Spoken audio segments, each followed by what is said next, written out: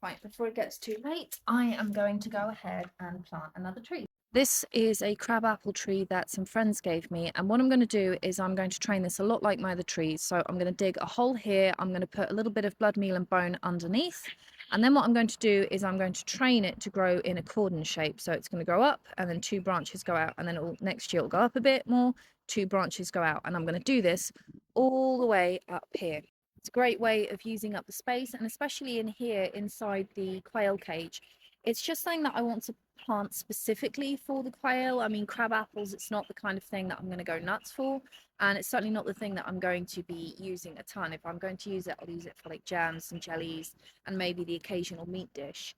But mainly it's just an extra fruit that I can get in here, makes this area feel a little bit more enclosed, a little bit more sheltered, and it should produce loads and loads of fruit that the quail can eat. Oh, well done you. I would use a shovel, but I can't find my shovel, so a fork it is.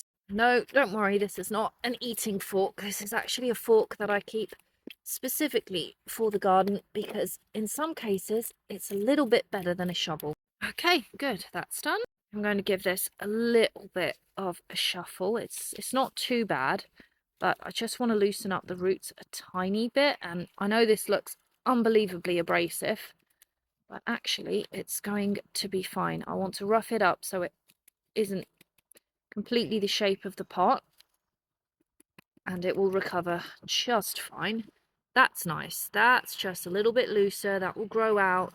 It won't just maintain the shape of the pot, and now I need to figure out which way I want it to sit. Okay, I am happy with that. There is a little bit of blood meal and bone underneath, and then I am just going to pop that on top, along with a little bit of the original soil. Now my problem is that there's a few different bits growing here. Now that's going to grow out this way, this is going to grow out that way, and that's quite good.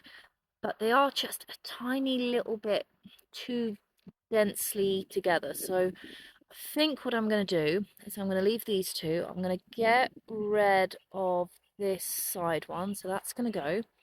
These two, so this one grows out, this one grows out. And then these two should grow quite nicely, and then I'll have another gap, and then there'll be two more.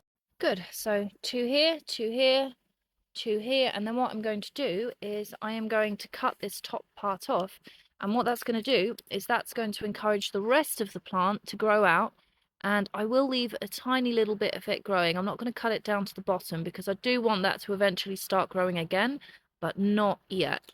I want it to focus into growing out now. And that's the beginning of a cordon.